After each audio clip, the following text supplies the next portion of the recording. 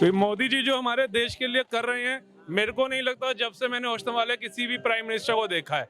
मनमोहन जी भी थे, उनके करे अच्छे थे, लेकिन वो एक डमी थे, जो बोला जाता था उस तत्व पर चलते थे। बस मोदी जी जो हैं वो स्वयं निर्णय लेने वाले पीएम है हमारे। अरे अगर मोदी जी ने कुछ नहीं किया तो उनकी दी हुई सुविधाएं तुम क्यों ले रहे हो?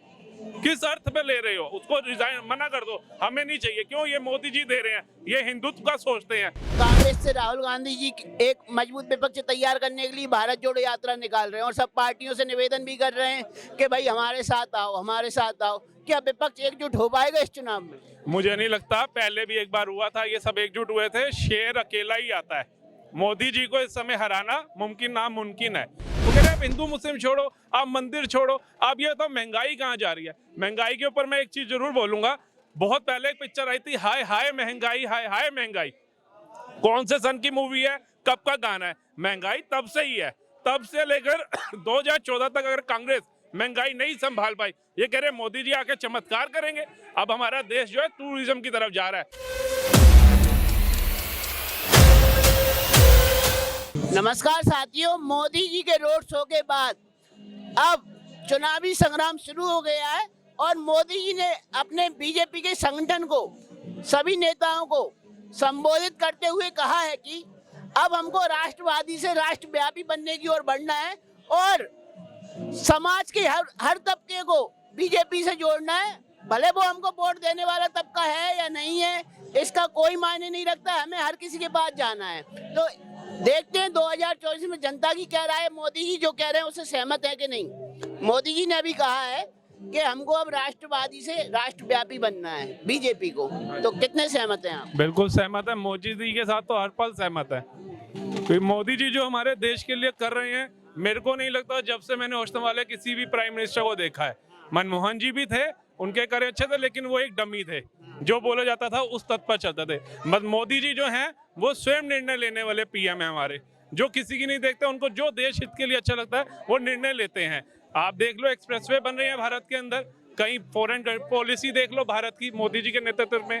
अभी हमारा काशी महादेव मंदिर देख लो, आप अपना उज्जैन महाकाल देख लो, अपना गुजरात में देख लो सोमनाथ जी। आज जहाँ जाओ हमें तो मोदी जी की वाहवाही सुनने को मिलती है और हमें प्राउड होता है कि हम उस कंट्री से बिलोंग करते हैं जहाँ की देश को। अब आपने मंदिर तो गिनवा दिए, विकास गिनवा दो इतने ही जितने मंदिर गिनवा रहे हैं। विकास भी गिनवाते हैं, देख लीजिए जी आप। आज के डेट में ये अपना देहरादून एक्सप्रेसवे बनने को तैयार है, दिल्ली टू देहरादून, जो 2.5 घंटे में होगा। और मैं अभी रिसेंटली होके आया हूँ और मुझे दिख रहा है कि ये जो काम है जिसमें 8-8, 10-10 घंटे लगते थे, पहला विकास तो यही हो गया। आज टूरिज्म की तरफ जो मोदी जी का ध्यान है, जो टूरिज्म बढ़ रहा है, आज देखो आप इंडिया गेट देख सकते हैं आप। काशी में अभी वो क्रूज नया लॉन्च हुआ, उसकी बुकिंग हो गई 4 साल तक की।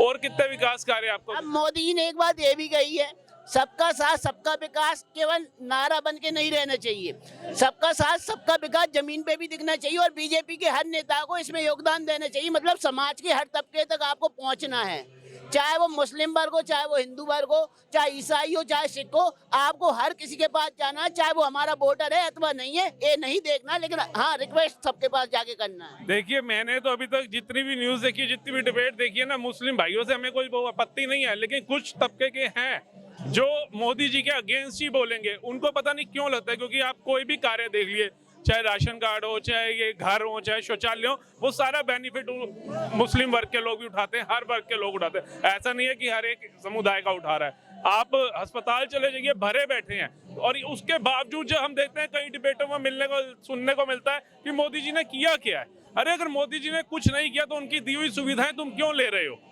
किस अर्थ पे ले रहे हो? उसको रिजाइन मना कर दो, हमें नहीं चाहिए। क्यों ये मोदी जी दे रहे हैं? ये हिंदुत्व का सोचते हैं, ये किसी और समुदाय का नहीं सोचते। उसको निगलेक्ट करो, नहीं चाहिए हमें। हम कहेंगे हाँ तुम मोदी जी के समर्थन में नहीं हो या तुम नहीं चाहते कि मोदी जी अगले 24 में आए।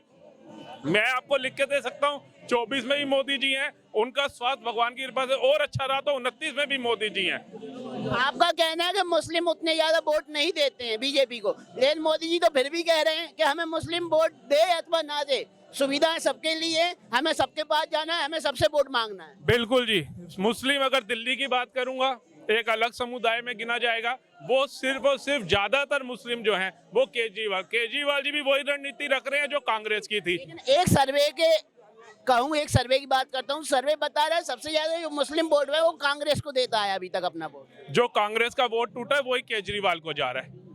आप ये देखो, हिमाचल में जहां केजरीवाल कम दिखाया उसने, कांग्रेस ले गई। बीजेपी को देख लो, कांग्रेस का जितना वोट कटा है वो सारा केजरीवाल उठा रहा है, वो सारी रणनीति उसकी चल रहा है। मोदी जी के साथ जो है ना, वो अच्छा वोटर जो समझदार है वो चल रहा है। कांग्रेस का पक्का जो वोटर था वो केजरीवाल की तरफ गया, ये सारे बंदा समझ रहा है। अब अगर अपन कांग्रेस की तरफ आते हैं तो कांग्रेस से राहुल गांधी जी एक मजबूत विपक्ष तैयार करने के लिए भारत जोड़ो यात्रा निकाल रहे हैं और सब पार्टियों से निवेदन भी कर रहे हैं कि भाई हमारे साथ आओ, हमारे साथ आओ। क्या विपक्ष एकजुट हो पाएगा इस चुनाव में? मुझे नहीं लगता, पहले भी एक बार हुआ था, ये सब एकजुट हुए थे। शेर अकेला ही आता है। मोदी जी को इस समय हराना मुमकिन नामुमकिन है। ये राहुल गांधी भारत जोड़ो यात्रा फरीदाबाद मैंने भी देखी थी, मैं भी किसी काम से था, मैंने भी देखी थी। वो चलते हैं, उनके समर्थक लोग जो भी है उनकी तरफ देखना ही नहीं, वो चले जा रहे हैं, फिर आगे जाके रेस्ट करते हैं 4 घंटे का, फिर चलते हैं। ऐसे ही मुझे याद आता है जैसे हम कावड़ पे जाते थे बचपन में, तो हम दिल्ली से हरिद्वार आते थे, 2 किलोमीटर चलते थे, फिर आराम करते थे, फिर चलते थे। और आज होता है भाई खाए पिए, क्या कहा। आज राहुल गांधी जी 3500 से ज्यादा किलोमीटर चल चुके हैं, मेहनत कर रहे हैं आपका वोट लेने के लिए, रोड जा रहे हैं, सड़क पे जा रहे हैं, ठीक है, पैदल चल रहे हैं, तो आप उनको इतना निगलेक्ट क्यों कर रहे हैं? क्यों राहुल गांधी की तरफ जनता का मूड नहीं जा रहा है? मैं कहता हूँ जरूरत ही क्यों पड़ी भारत जोड़ो की, जरूरत ही क्यों पड़ी भारत जोड़ो की। ये नफरत कहते हैं, नफरत छोड़ो भारत जोड़ो, इन्होंने अपना एक स्लोगन दिया हुआ है। जरूरत ही क्यों पड़ी? आप लोगों ने एक ही समुदाय पे फोकस किया, इसलिए जरूरत पड़ी। मोदी जी जैसे नेता आज राष्ट्रीय स्तर पर क्या ओवरऑल वर्ल्ड के अंदर फेमस है, तुम क्यों नहीं? तुम्हारे को हर जगह क्यों छोड़ रहा है? कांग्रेस अब खत्म होती नजर आ रही है, इसलिए भारत जोड़ो यात्रा शुरू हुई, क्योंकि उनको समझ आ रहा है कि दादा परदादा जो हमारा वंशज चला आ रहा था वो अब खत्म की कगार पे है, इसके बाद हमें किसी ने नहीं पूछना। राहुल गांधी जी तो कह रहे हैं कि हमारी भारत जोड़ो यात्रा से ही डर के मोदी जी ने आज दिल्ली में रोड शो किया है, कि वो राहुल गांधी से डर गए, राहुल गांधी की भारत जोड़ो यात्रा से डर गए, और इसी डर की वजह से उन्हें मजबूर होना पड़ा कि दिल्ली में उन्होंने रोड शो किया। नहीं तो दिल्ली में तो केजरीवाल की सरकार रोड शो करने की जरूरत क्या थी, ना कोई अभी इलेक्शन है। देखिए, मैं तो इतना जानता हूँ, मोदी जी अभी ये तो छोटी सी अंगड़ाई है, आगे बहुत लड़ाई है। अभी छोटी सी एक रोड शो पे आप घबरा गए और आपने सोच लिया कि आपसे डर के करी है, आपकी भूल है। आप भारत छोड़ो, आप वर्ल्ड टूर भी लगा के आ जाओ, तब भी कांग्रेस का वजूद भारत से खत्म है। Only Modi, Modi and Modi. अब आपने कहा था भारत जोड़ो यात्रा क्यों निकल रही है? भारत जोड़ो राहुल इसलिए कह रहे हैं क्योंकि देश महंगाई से टूट गया है, बेरोजगारी से टूट गया और नफरत से टूट गया है। कह रहे हैं बीजेपी आरएसएस वाले केवल हिंदू मुस्लिम के अलावा कुछ नहीं किए हैं, कोई काम नहीं किया है। देखिए, ये महंगाई का मुद्दा आता है, ये हर एक डिबेट में मैं सुनता हूँ, महंगाई महंगाई, और जो इनके मोदी जी के जेलसी समझ लो, जो उनको पसंद नहीं करते वो लोग हैं, वो महंगाई का मुद्दा लाते हैं। वो कह रहे हैं आप हिंदू मुस्लिम छोड़ो, आप मंदिर छोड़ो, आप ये तो महंगाई कहाँ जा रही है। महंगाई के ऊपर मैं एक चीज जरूर बोलूंगा, बहुत पहले एक पिक्चर आई थी, हाय हाय महंगाई, हाय हाय महंगाई। कौन से सन की मूवी है, कब का गाना है? महंगाई तब से ही है, तब से लेकर 2014 तक अगर कांग्रेस महंगाई नहीं संभाल पाई, ये कह रहे मोदी जी आके चमत्कार करेंगे। अब हमारा देश जो है टूरिज्म की तरफ जा रहा है। 2014 के बाद जब नोटबंदी भारत में हुई है ना, कंगाल पाकिस्तान हुआ है। आज से पहले क्यों नहीं हुआ? क्यों उसकी ऐसी दुर्दशा हो गई? नोटबंदी तो भारत में हुई, लोग तो हाय हाय नोटबंदी कर रहे थे, कंगाल हो गया पाकिस्तान। ये थी नोटबंदी की वजह।